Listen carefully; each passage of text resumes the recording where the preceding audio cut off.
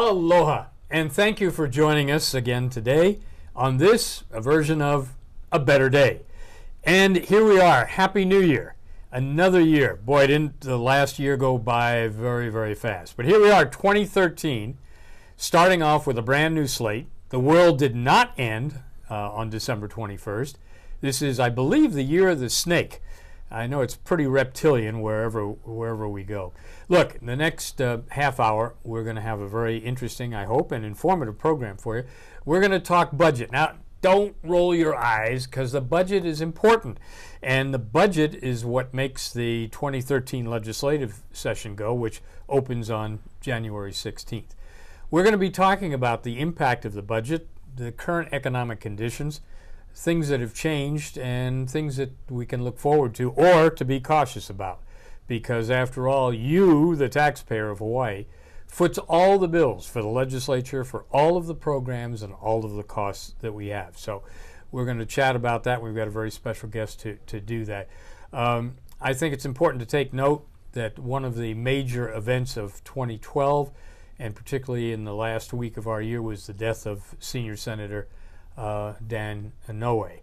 And this has had major implications and will continue to do so, because there's no question about it that Senator Inouye had his fingerprints all over the economy of Hawaii, all over the social and political fabric of the state. And so it's a great loss.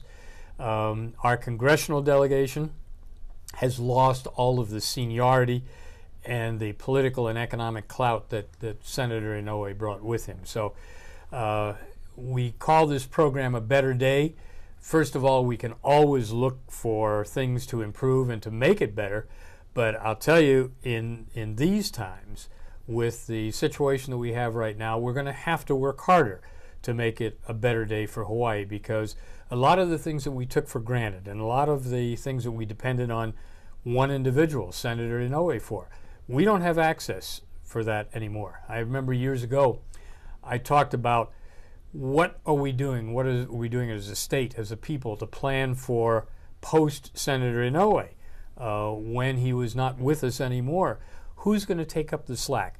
How are we going to improve Hawaii's business climate to get more people here, to have more businesses, more job opportunities, and thus more tax revenue and wealth for everyone? Well, I'm sorry to say, I don't think anything has been done. That's why a lot of people were in shock when the senator died. Everyone knew he was 88 years old and he was the go-to guy. But we've got to be more self-reliant, we've got to be more independent, and we've got to do things differently from an economic and political standpoint in Hawaii if we're going to change. I'm an optimist, I'm a long-term optimist. I know also that good deeds, good works don't depend on one individual, one man or one woman. There's plenty for us to do, and usually in times like these, we'll have people emerge that we don't know about or we haven't seen very often, but they're able to pick up the slack and they're able to help us, and that's what I'm counting on. Why? Because Hawaii is worth it, and because we are going to have a better day. Now, let me introduce our special guest today. I'm very happy to have him associated with me in the Senate minority. His name is Paul Harleman, and Paul is our budget director in our Senate Minority Research Office. He's been here for just a matter of months right now, but he has a great deal of knowledge and background, and he's the guy that I depend on to analyze and examine not only the state's budget, but also to present an alternative budget for us. So, Paul, welcome to A Better Day. Thank you very much, Sam. Paul, for our viewers, why don't you just give us a thumbnail sketch of Harleman 101, where you Harleman came 101. from, what you do. Well, I'm Paul Harleman. I moved from the Netherlands. I basically grew up in the Netherlands, went to college for a couple years. I moved to Hawaii about 4 years ago. Did my undergraduate at HBU, did my MBA at HBU as well. Used to play soccer for HBU, and you coached them too, didn't you? Exactly. Yeah. After my college career for about 4 years as a soccer player, they ended up as a coach for 2 years, and actually won the first championship with soccer in NCAA at the NCAA level. Do you still play yourself in any of the adult leagues or anything? Play just on Sunday Yeah. on pickup league. I mean, I'm kind of busy with dealing with the budget right now, so I don't really have Right. any time Yeah. to play soccer. But I mean, I'm still active. I like sports, and I play soccer on the weekends whenever I can. Mm-hmm. And after HPU, you had a stint with the Grassroots Institute? Yeah, after actually during my MBA, while I was still a student, I interned for Governor Lingle for about a year, and then I interned at the Grassroots Institute as well. So as far as my work experience, I've been involved in the issues here, the local issues. So, and I'm very happy that you gave me the opportunity to work for you. And well, we're going to work you hard. As oh, you know, definitely, so. definitely. Yeah. And there's plenty to do, right? When we Oh, talk about the there's budget. lots of work in terms of But you know, budget. you and I were talking before about how you came to the United States from the Netherlands. Yeah. And your primary reason was? Well, I mean, my primary reason was that I was, I mean, I didn't see any economic opportunity for me personally in the Netherlands. I'm willing to work hard.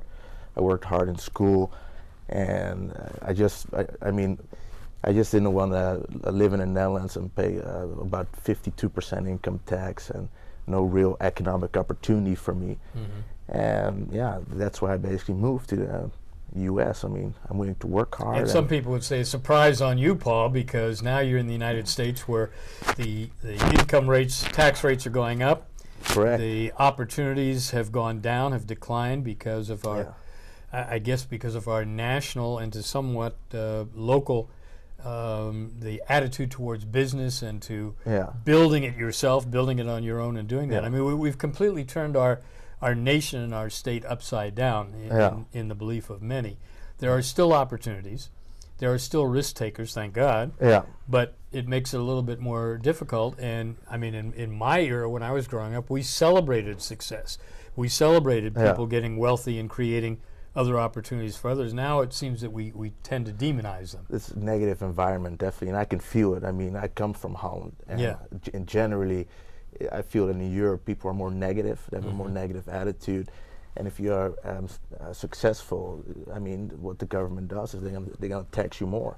Yeah. So there's no real incentive in a way to really work hard, to really take risks. And every example throughout history where there was an economy or a society that provided incentives and provided freedom for people, they prospered, right? Correct. I mean, we don't have any, can you point as an economist, can you point to any example of where a nation or a state taxed themselves into prosperity?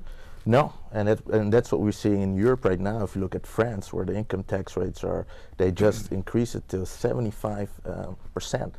I mean, what you're seeing is like, a lot of wealthier people that are moving. They're moving to the latest example is this actor who just recently moved to Russia. Correct. Yeah. So that's what you're seeing right now. And if you look at the economic growth in Holland, for example, for the last 5 years, there's almost no economic growth, and they keep increasing taxes until a certain level. I mean, there's only so much that the government can tax. And well, you know, I thought it was interesting too that the news that had come out last month about Google. Everybody likes Google. Everybody uses Google. And Google, of course, is a very liberal organization politically. Has been a very staunch supporter of the president. And then when it was disclosed that they were sheltering billions of dollars of their income in the Caribbean and other places, some people asked questions, but they kind of let it go. It wasn't a Bain Capital. It wasn't a conservative or Republican thing. And what Google is doing, what they were doing, what they are doing is perfectly legal under the tax code. But it was interesting because I heard the Google CEO say, hey, my job, my mission is to pay as little in taxes and to maximize profit. Well, we all agree with that, and yet I think the administration nationally and even locally to some extent, we have picked certain people, certain businesses and organizations to say, well, you shouldn't do that. You can't do that. Well, that's definitely interesting that you mentioned that, because if you look, you have personal income tax, of course, and for corporations, like if you look at the corporate income tax, for example, in Holland, we have one of the highest personal income tax, but corporate income tax is only 19%, one of the lowest in the world. And then when you look at the U.S., relatively lower income tax, but the corporate income tax is just such a big burden for companies. So, I mean, it makes it from a business standpoint, We an made economic standpoint. proposals here in Hawaii back, oh my gosh, in the late 90s Yeah. under Governor Cayetano, when he was doing his so-called ERTF, the tax group, and reorganize everything. And we said, look, get rid of the corporate income tax in Hawaii, because first of all, it's not a big money generator. No, not at all. But it is still a disincentive because of all the other high cost taxes. And if you wanted to use Hawaii as a magnet to attract businesses, this would be one thing you could do. Well, nothing's been done. So we have high corporate taxes, high personal income taxes. Yeah, it's just high too much taxes overall with the general excise gross income tax. Yeah, well, definitely. Well, I said we're optimistic here, but when we start talking about taxes in the budget, it's really hard to be. And we're in the season right now where with the legislature starting January 16th, we're already having pre-budgetary hearings in Senate Ways and Means Committee. Now, you've looked over the governor's proposal, and what's your general comments and summary on it? Well, it was shocking. I mean, I looked at the budget. I just had a couple days. I mean, the governor issued the budget. He released it on Tuesday, so I had a couple days to just look at some of the numbers, and that was shocking, to be honest. What he's trying to do for fiscal year 14 and 15 to increase the budget with 8% in 2014, and then another 2% in 2015. That's increasing the budget from about 11 billion to 12 billion dollars. There's just no money for that. There's just, so I'm kind of interested to see how we're gonna pay for that increase.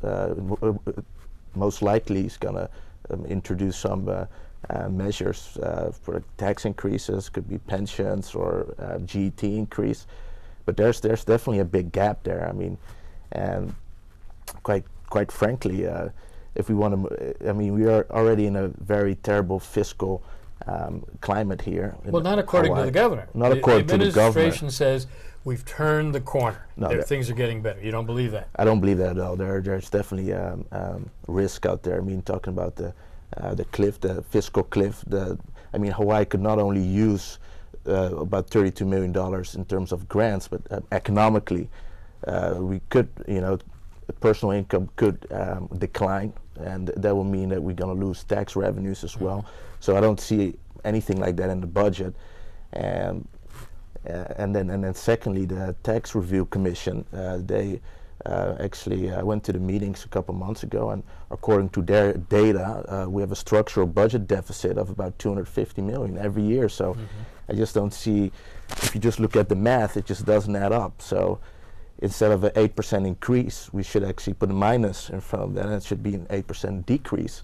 Well, the interesting thing about that budget, there are many interesting things about the proposed, and remind our viewers that this is only a proposed budget, that it's going to be the legislature that makes the final decisions and changes amounts in different departments and all that. But the interesting thing, there's nothing in there for collective bargaining. Nothing in there. And we've got all these union agreements. We've got unions like the HSTA that have been very upset and unhappy with even more money. They were getting more money, but it wasn't enough. Yeah. And for the taxpayers, for the taxpayers, it's interesting. I mean, the budget, when you look at the budget, the governor says that the budget is balanced. I mean, by law we must balance the budget, but then from an accounting standpoint it's balanced, but from an economic point of view, that we have unfunded pension liabilities for the general pensions, retirement system, exactly, employment retirement system, and then health insurance.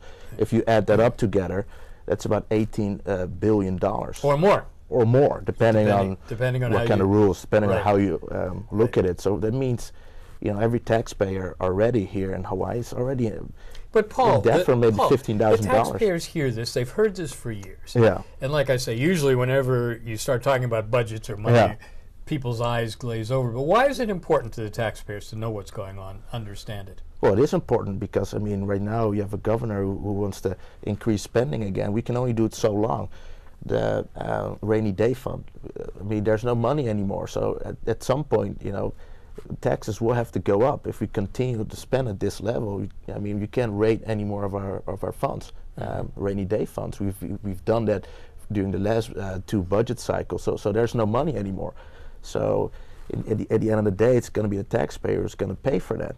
So if we don't do anything right now, I mean, it's very scary. The fiscal conditions of the state. Well, the problem is when you talk about tax increases, we always try to put more taxes on the people of Hawaii that are already burdened and overburdened. We're the third or second highest tax state in the nation, any way you look at it. Well, okay, you're just in the analysis right now. You're going to have an alternative budget and all that. Do you see any areas of waste, or do you see areas where there could be changes made, or reductions, or elimination? I mean, I think definitely. I mean, we have 20 departments, about 260 state programs. So, I mean, I'm sure there's definitely some overlap. There's definitely some programs that we are able to cut. But every department, every person comes in and says, we're the most important, and you need us and all that. There's no prioritization. Everybody is number one. Yeah, that's true.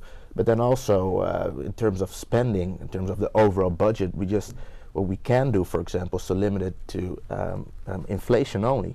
So now, so if we do that, then we can already save some money over there. And if we look at, if we critically look at all the money that the state spends, I'm sure we will find some programs that we're able to cut.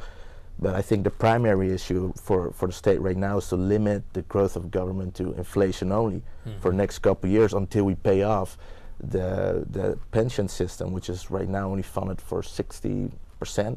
That's for the pension system, but the health insurance, there's no funding for that at all. Yeah. So in fairness, I mean, to the administration, they do recognize the problem of the unfunded pension system and health system, and they do want to put some money back in there. But that's to me that's just a complete joke. If you're talking about a liability of about $12 billion, and they're only trying to, I guess, I don't know the exact numbers, but from what I got out of the governor's budget, is that he wants to pre-fund other post-employment benefits for about $130 million every year. So that's just not going to do the actual job. It's a drop in the bucket. Yeah, exactly. That's not going to do the job. It has to be at least double that amount if we want to get into a level of full funding within the next 30 years. Meantime, he's got new programs for the young and for the old. The young, as a result of heavy lobbying and expensive lobbying effort by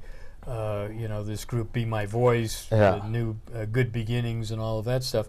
They want universal education for 4-year-olds, although that's not really true. It's not honest. They want it for as soon as that baby comes out of the womb. That's their ultimate objective, not just 4-year-olds. But that's a lot of money, isn't it? And I mean, money is one thing, and then the question is, should the state, should the taxpayers be doing this? That's another issue. I mean, if there would be money, maybe. But the facts are that there's no money so to add programs.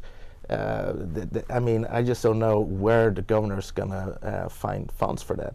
And I mean, yes, I mean, in the long run, these same children, they're not gonna benefit from these choices right now because they're gonna end up with the bill 10, 20 years later when they're taxpayers themselves. Nobody's thinking about that right now. And nobody talks about what you were proposing earlier, that, put a rein on spending, and you could tag it to inflation, you can tag it to personal income, to the person's ability to support that. When you have a politician saying, I'm going to give you this, or you have a right or an entitlement to this, we saw in the 2012 elections, I mean, that's where people gravitate to. They don't want to be told, you've got to be responsible, you've got to use discipline. They want to hear, I'm going to get that free plasma TV. I'm going to get the free telephone. Everyone wants it. I mean, I want to get stuff too, free stuff. But the facts are, I mean, there's just no money for that, and it's very scary. And I think this is not even a state or national issue. It's a global issue. Look at Greece, for example. If Hawaii wants to be the next Greece, then yes. Then first it'll be the next California. The next California. Then will be the next Greece. Exactly. I mean, this is definitely an international problem at the moment, and I mean, nationally, like a lot of states are in very similar fiscal situations, like we are in Hawaii, dealing with unfunded pensions, And it's just putting a burden not on the taxpayers right now, but 10, 20 years down the road, our children, they will have to pay for that. And there's a common denominator, whether you're talking about California or Greece or anywhere else. The common denominator is you had free spending governments making promises that they cannot keep, and now the people want those promises. And I've always been one to say, you know, if a government guarantees somebody, whether it's a veteran or whether it's a retiree, then they have a moral obligation to meet that, because those people they've relied on it. You know, they've changed their lives, they put themselves in jeopardy. But you don't add more people. And that's what we've done. We've continued. Now, even in the employee retirement system here, the legislature and the governor made a half-hearted attempt to change things with new employees by reducing some of the benefits, but that really doesn't cut down. Well, and they actually did. I mean, I started in August. So I mean, my pension benefits, are a little bit. I mean, if you compare to the previous employees, they're less not as favorable, not as generous. But then, you know, this is an issue of tax fairness. I mean, right now the taxpayers in Hawaii are actually spending about $900 per taxpayer just for the pensions. So it's not benefiting them in any way. So there's no it's like what happened to a lot of large American corporations. I mean, I was always a loyal General Motors person. I'll never buy another General Motors car because of their bailout and because of the government basically owning it. But I can remember back in the day when the car prices were going up, and you were paying $2,000, $3,000, $4,000 of your car just for the union employee's health plan or retirement plan. And that's what's built into it. That's, you know, you can talk about the comfort features, safety features, and all that, but that's not what you're paying for. No, exactly. I mean, I don't mind. Tax. I mean, I wouldn't even mind paying taxes if I would get some kind of benefit. I think most people are like that. Exactly. I mean, it's. Investing money. Essentially, you're investing money as a taxpayer. And if you're paying $900 just for pensions every year, then that's just. I mean, it's really an issue of tax fairness. And I don't know how the governor could sell this budget, and I don't think anybody could accept it. Well, it's that's a good point, and there'll be very tough negotiations going on. And what goes on in the Senate, then you have to match that in the House as well. So by the time the budget gets finished, it probably will not look very much like the way it looks right now. However, I think it's safe to say with the makeup of both the House and the Senate, the taxpayers, they better hold on to their wallets and purses with two hands, because they want to spend more. It's just a question of degree or percentage. And in order to do that, they're going to have to get more. Now, my idea is I'd love to see more revenue in the state. I'd love to see it via an improved business climate, so you attract more businesses. Most of the businesses here in the state, they need more employees. They want to hire more employees, but they can't do it with the taxes and the employer benefits and things like that, and the uncertainties. You don't know what's going to Exactly. We don't know what's going to happen. I mean, fiscal cliff, we don't know if that's going to hit us, yes or no. So hopefully we know that in January, if they got some kind of deal with the federal government. But the cost of living in Hawaii is already so high. So we talk about 40%. You know, as if it were nothing. Oh, that's the cost you have for living in paradise. Well, believe me, some people can say this certainly is not a tax or business paradise. No. 40% is too high. So it's not an issue about rich versus poor. I mean, if we would even increase the GET tax, it's going to hit the poor. Well, it's very regressive. It's going to hit It's going to hit everyone. So I mean. All right. Well, Paul, it's been a pleasure to have you with us today. We just scratched the surface. Paul Harleman, who is the budget director for the Senate minority. But, Paul, you're going to be developing your alternative budget. You'll have it up online, and so people will be able to access that. And anybody needs information about the budget, taxes, financial matters, they can certainly call my office, my Senate office. They can call Paul directly in Senate Research, and we'll do that. It's going to be an interesting session. We're going to try to bring you up-to-date information, let you know exactly what direction it's going in. Paul is from the Netherlands. The Netherlands was always famous for having very liberal drug laws and prostitution laws. Hey, guess where Hawaii is moving now? Very liberal drug laws and prostitution laws. Drugs, particularly normalization or legalization of marijuana, is going to be on everybody's minds and on the front burner this year, as will gambling again, as will issues like the PLDC and environmental issues. So it's going to be a very important legislative session. I will have my bills introduced again, and every year I introduce a right-to-work bill, just like they passed in Michigan, which was amazing. Michigan became the 24th state to enact right-to-work. And look, let's make sure we all understand, right-to-work is not anti-union. It's anti-coercion and compulsion. All it says is that in order for you to work, you don't have to belong to a union. If you want to, great. But you don't have to pay dues. It's just like me saying you'd have to join the Chamber of Commerce or Smart Business Hawaii in order to open a business. No, it's the coercive factor. But the unions will fight that. My bill will be back again. If you like it, please support it and let other people know. We will be talking about many other issues that develop, the preservation of animal rights and lack of cruelty, things like that. People have different areas of interest, and we'll try to cover it all. But the main thing is, if you want additional information or you want help in, kind of navigating the legislative process, then please call me personally, call my office, call Paul, and we'll be able to discuss these things for you. So the name of the program, again, is A Better Day.